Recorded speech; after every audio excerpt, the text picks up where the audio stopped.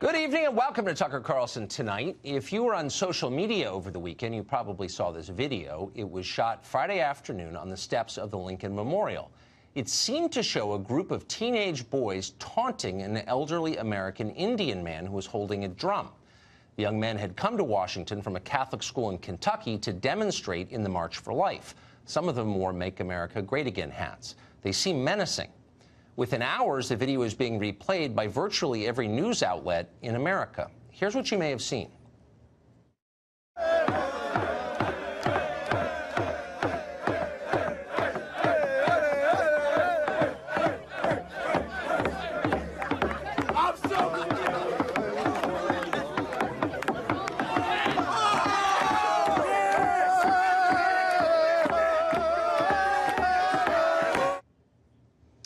Well, the American Indian man with the drum you just saw is called Nathan Phillips, and he described the young men he encountered, the ones in the hats, as aggressive and threatening, essentially shock troops for Donald Trump. Watch. Heard them saying, build that wall, walls. You know, this is indigenous lands. You know, we're not supposed to have walls here. We never did.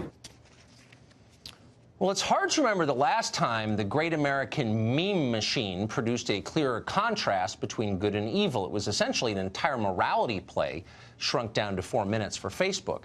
On the one side, you had a noble tribal elder, weather-beaten, calm, and wise. He looked like a living icon. You could imagine a single tear sliding slowly down his cheek at the senselessness of it all. And on the other side, you had a pack of heedless, sneering young men from the South, drunk on racism and white privilege. The irony was overwhelming. The indigenous man's land had been stolen by the ancestors of these boys in MAGA hats, and yet they dared to lecture him about walls designed to keep people who look very much like him out of what they were calling their country. It was infuriating to a lot of people. At the same time, it was also strangely comforting to those who watched it from Brooklyn and L.A. The people who run this country have long suspected that Middle America is a hive of nativist bigotry, and now they had proof of that. It was a cause for a celebration of outrage, because there's nothing quite as satisfying as having your own biases confirmed. But did the video really describe what happened? That should have been the first question that journalists asked. Checking facts and adding context is what journalists are paid to do. It's in the first line of the job description. And yet, amazingly, almost nobody in the American media did that. And that's a shame, because there was a lot to check. The full video of what happened on Friday in Washington is well over an hour long. The 4 minutes that made Twitter don't tell the story, but instead distort the story. A longer look shows that the boys from Covington Catholic in Kentucky were not a roving mob looking for a fight. They were, in fact, and it shows it on the tape, standing in place waiting to be picked up by a bus. As they waited there, members of a group called the Black Hebrew Israelites, that's a black supremacist organization, began taunting them with racial epithets. And then Nathan Phillips, the now famous American Indian activist, approached them, pounding on his drum. Now, the footage seems to suggest that the boys were unsure of whether Phillips was hostile or taking their side against the Black Hebrew Israelites. But in any case, there is no evidence at all that anybody said, build a wall. Here's a selection of what didn't make social media. This child molesting priest right there. Right. Let's make America great again. A bunch of child molesting. Look at all these dusty crackers with that racist garbage on. Look at these dirty crackers. A bunch of future school shooters. That's right. A bunch of incest babies. That's right. A bunch of babies made out of incest. The biggest terrorist on the face of this earth is the pale-faced man, woman, and child. So what really happened on Friday? Well, you can watch for yourself and decide. There's plenty of video out there of it, and some of it is fascinating and revealing. But what we know for certain at this point is that our cultural leaders are, in effect, bigots, and they understand the reality on the basis of stereotypes. When the facts don't conform to what they think they know, they ignore the facts. They see this country not as a group of people or of citizens, but as a collection of groups. And some of those groups, they are convinced, are morally inferior to other groups. They know that's true. They say it out loud. And that belief shapes almost all of their perceptions of the world. It's not surprising, then, that when a group of pro-life Catholic kids who look like lacrosse players and live in Kentucky are accused of wrongdoing, the media don't pause for a moment before casting judgment. Maggie Haberman of the New York Times suggested the boys needed to be expelled from school. Anna Navarro of CNN called the boys racists and asswipes and then went after their teachers and their parents. Others called for violence against them. CNN legal analyst Bakari Sellers suggested one of the boys should be, quote, punched in the face. Former CNN contributor Reza Aslan agreed. Aslan asked on Twitter this: have you ever seen a more punchable face than this kid's? Longtime CNN contributor Kathy Griffin seemed to encourage a mob to rise up and hurt these boys. Quote, name these kids. I want names. Shame them. If you think these efforts wouldn't dox you in a heartbeat, think again. Then she repeated her demand again later. Quote, names, please, and stories from people who can identify them and vouch for their identity. Thank you. Hollywood film producer Jack Morrissey tweeted that he wanted the boys killed. Quote, MAGA kids go screaming hats first into the wood chipper. And then he paired that with a graphic photo. Actor Patton Oswalt linked to personal information about one of the boys in case anyone wanted to get started on that project. Meanwhile, Twitter, which claims to have a policy against encouraging violence, stood by silently as all of this happened.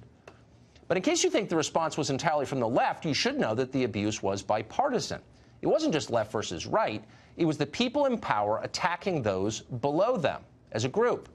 Plenty of Republicans in Washington were happy to savage the Covington kids, probably to inoculate themselves from charges of improper thought. Bill Kristol asked his Twitter followers to consider, quote, the contrast between the calm dignity and quiet strength of Mr. Phillips and the behavior of MAGA brats who have absorbed the spirit of Trumpism. And then, when the actual facts emerged, Kristol quietly deleted his tweet. He never apologized, of course. He hasn't apologized for the Iraq War either. There's no need. People keep giving him money. National Review, meanwhile, ran a story entitled, The Covington Students Might As Well Have Spit on the Cross. That story has since been pulled, too, but not before the author admitted he never even bothered to watch all of the videos. He knew what he knew, and that was enough. What's so interesting about the coverage of Friday's videos was how much of it mentioned something called privilege. Alex Kranz, who's an editor at Gizmodo, for example, wrote this: from elementary school through college, I went to school with sheltered upper-middle-class white boys who could devastate with a smirk, a facial gesture that weaponized their privilege. Infuriatingly, you can't fight that effing smirk with a punch or words. We saw that as Trump smirked his way through the election, and we'll see it as that boy from Kentucky's friends, family, and school protect him. I effing hate that smirk. It says, I'm richer, I'm white, and I'm a guy. What's so fascinating about all of these attacks is how inverted they are. These are high school kids from Kentucky. Do they really have more privilege than Alex Kranz from Gizmodo? Probably not. In fact, probably much less. They're far less privileged, in fact, than virtually everyone who has called for them to be destroyed on the basis that they have too much privilege. Consider Kara Swisher, for example. She's an opinion columnist at the New York Times.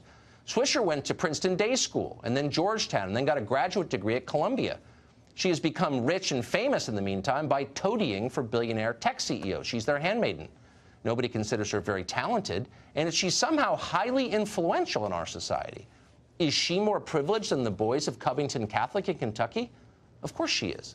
Maybe that's why she feels the need to call them Nazis, which she did repeatedly. So what's actually going on here? Well, it's not really about race. In fact, most of the stories about race aren't really about race. And this is no different. This story is about the people in power protecting their power and justifying their power by destroying and mocking those who are weaker than they are. Why? Simple. Our leaders have not improved the lives of most people in America. They can't admit that because it would discredit them. So instead, they attack the very people they have failed. The problem, they'll tell us, with Kentucky isn't that bad policies have hurt the people who live there. It's that the people who live there are immoral because they're bigots. They deserve their poverty and their opioid addiction. They deserve to die younger. That's what our leaders tell themselves. And now that's what they're telling us. Just remember, they're lying when they do.